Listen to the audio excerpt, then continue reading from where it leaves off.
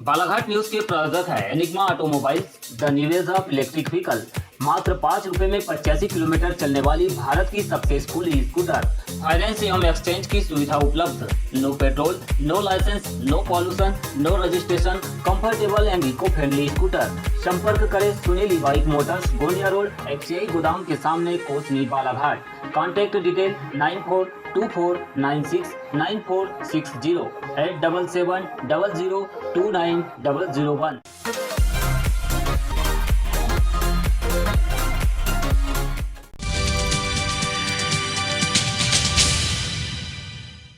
नमस्कार, बालाघाट न्यूज़ में स्वागत है। शुरुआत करते हैं बुलेटिन न्यूज़ की। यदि आपका मोबाइल ख़राब है और आप उसे सुधारना चाहते हैं तो थोड़ा सचेत रहे। अपने निजी फ़ोटोज़ और वीडियो को लेकर सावधानी बरतें, अन्यथा मोबाइल सुधारने में जितना खर्च नहीं उठाना होगा उससे कहीं अधिक ब्लैकमेलिंग का शिकार होकर उठाना पड़ सकता है। यह बात हम ऐसे ही नहीं कह रहे हैं, बल्कि इसके पीछे की एक घटना सामने आई है जो कि सभी के लिए जानना बेहद ज़रूरी है।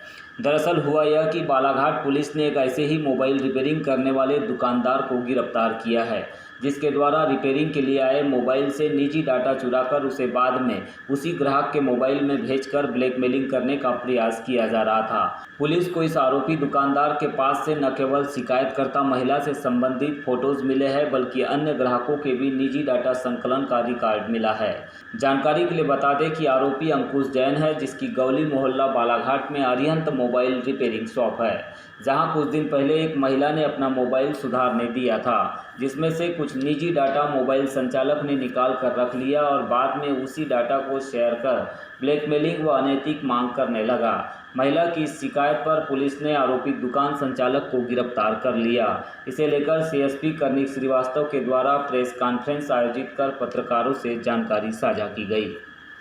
थाने आकर एक महिला द्वारा ये शिकायत की गई कि उसको एक मैसेज से, एक नंबर से लगातार WhatsApp पर मैसेजेस आ रहे हैं और वो उसकी अश्लील फ़ोटो उसको भेज रहा है और ये ब्लैकमेल कर रहा है कि अगर उसने उसको धमका रहा था इस फ़ोटोज़ को वायरल करने के लिए, वो उससे तमाम प्रकार की अनैतिक मांग कर रहा था। तो इसमें जब महिला से हमारे द्वारा पूछताछ की गई कि उसने कहाँ अपना फ़ोन दिया था, तो इसमें ये खुलासा हुआ कि उसने अपना फ़ोन कुछ समय पहले अरिहंत मोबाइल शॉप, जो कि काली मंदिर रोड गोली मोहल्ला में स्थित है, वहाँ पर अपना मोबाइल सुधरने दिया था। और लड़की ने बताया कि उसको शक है कि उसी दुकान पर उसके फ़ोटोज़, कुछ निजी फ़ोटोज़ निकाले गए।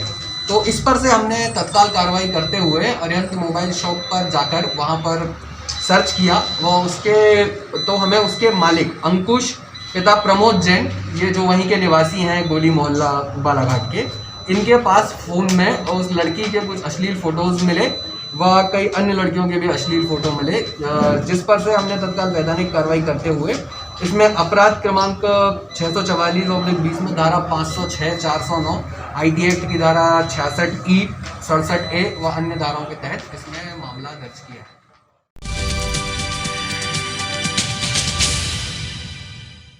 वन संपदाओं से परिपूर्ण मैकाल रेंज की पहाड़ियों से घिरे बालाघाट की खूबसूरती न केवल यहाँ के प्राकृतिक सौंदर्य की वजह से है, बल्कि कान्हा जैसे राष्ट्रीय उद्यान भी इसकी शोभा देश और विदेश में बढ़ाते हैं। लेकिन खूबसूरती की चादर ओढ़े इस जिले की तासीर से कई ऐसी तस्वीरें भी सामने आती है जो हमें सोचने पर मजबूर भी कर देती है। ऐसी ही दो अलग अलग तस्वीरें आज हमें दिखलाई दी है दक्षिण बैहर के दो प्रमुख गाँवों में, जिन्हें जानना और देखना न केवल दर्शकों के लिए ज़रूरी है, बल्कि उन नेताओं और नौकरशाहों के लिए भी ज़रूरी है जो सरकारी योजनाओं के क्रियान्वयन के माध्यम से विकास का खूब ढिंढोरा पीटते हैं। यह तस्वीरें हर किसी को इसलिए भी विचलित करने वाली है क्योंकि आदिवासियों के विकास की नियति अब कुछ ऐसी ही बन गई है, जहां 21वीं सदी के भारत में भी ह्यूमन डेवलपमेंट और इकोनॉमिक डेवलपमेंट केवल थोथा चना बाजे घना वाली कहावत बना हुआ है। दरअसल बालाघाट न्यूज़ की टीम रविवार को दक्षिण बैहर के दौरे पर थी, जहां सोनगुड्डा से पहले कुछ बैगा जनजाति के बच्चे हाथ में छोटे डंडे और कुल्हाड़ी के साथ एक थैला लेकर आगे बढ़ रहे थे। अचानक हमें ऐसा लगा कि बच्चों के थैले में ज़रूर कुछ वनों की सामग्री है। इसी को जानने के लिए हमने बच्चों को रोककर उनसे चर्चा शुरू कर दी। पता चला कि यह मासूम से बैगा जनजाति के बच्चे जंगलों से निकलने वाले कंदमूल की खुदाई कर अपनी भूख मिटाने के लिए उन्हें थैले में भरकर घर ले जा रहे थे। पूछने पर बच्चों ने बताया कि उनके थैले में गीठ कांदा है, जिसे वे 1 से 2 फीट गहरा गड्ढा खोदकर बाहर निकालते हैं ताकि उसे भूंज कर खा सके।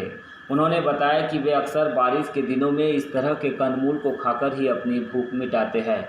उनके माता पिता भी पैसे नहीं होने पर कंद खोदकर खाने के लिए कहते हैं। सुखदेव, ये क्या है थैले में? कांदा। कौन सा कांदा बोलते हैं इसको? गीट कांदा। ईट कांदा। इसको क्या करते हो? खा रही है। खाते हो? हाँ। अच्छा, हाँ, इसकी कुछ सब्जी भी बनाते हैं क्या?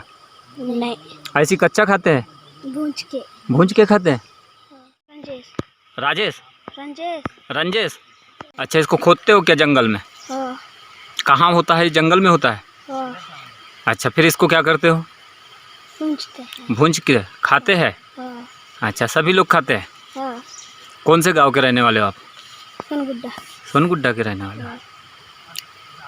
अच्छा, यही खाते हो क्या आप लोग? हाँ।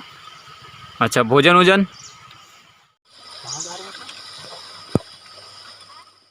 यहाँ से आगे बढ़ने के बाद जब हम दक्षिण बैहर के ही पितकोना से आगे बढ़े तो चौरिया में एक युवक कुछ झाड़ियों में एक बड़ा सा कंद साफ करते हुए दिखाई दिया। हमने लपक कर उससे भी जानना चाहा कि यह कौन सा कंद है। नाम तो सुनने में अजीब लगा क्योंकि पहली बार सुनने में आया था।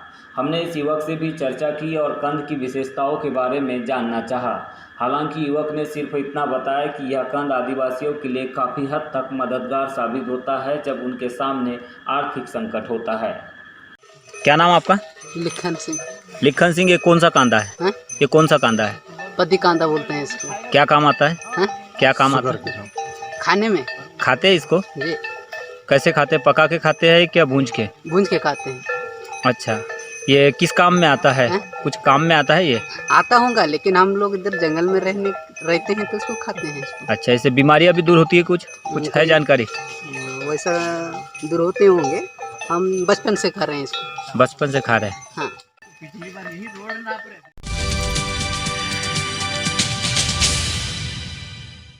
जिले में बीते 2 दिनों के भीतर 58 मरीजों के सैंपल कोरोना पॉजिटिव पाए गए हैं। वहीं 17 मरीजों को शासन के प्रोटोकॉल के अनुसार डिस्चार्ज किया गया। इस प्रकार बालाघाट जिले में कुल मरीजों की संख्या 1278 पर पहुंच गई है। वहीं 877 मरीजों को डिस्चार्ज भी किया गया। फिलहाल 383 मरीजों का उपचार जिले के कोविड केयर सेंटर में जारी है। 10 मरीजों को उपचार के लिए मेडिकल कॉलेज छिंदवाड़ा रेफर किया गया है और 8 मरीजों की मृत्यु हो गई है। मुख्य चिकित्सा एवं स्वास्थ्य अधिकारी मनोज पांडे से प्राप्त जानकारी के अनुसार जिले में कोरोना पॉजिटिव पाए गए मरीजों के उपचार के लिए जिला प्रशासन बालाघाट द्वारा पर्याप्त संख्या में बेड का इंतजाम किया गया है। बेड की फिलहाल कोई कमी नहीं है।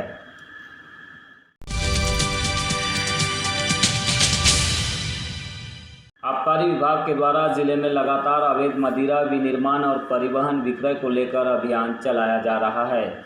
इस अभियान के तहत 4 दिसंबर को आबकारी अधिकारी के मार्गदर्शन में वारा सिवनी में मुखबिर की सूचना के आधार पर ग्राम नैत्रा के नदी किनारे एवं बीड़ी मोहल्ला के पीछे झाड़ियों में अलग अलग स्थानों पर 8 ड्रमों एवं 15 प्लास्टिक की बोरियों में भरे 1000 किलोग्राम हाथ भट्टी कच्ची शराब बनाने हेतु तैयार महुआ लाहन को जब्त कर नष्ट किया गया।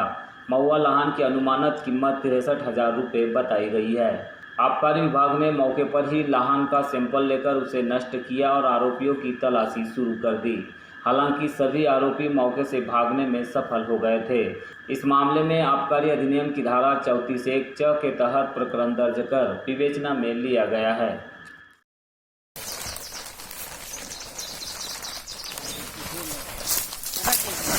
बचा के आके थोड़ा सा अगर वजन होता है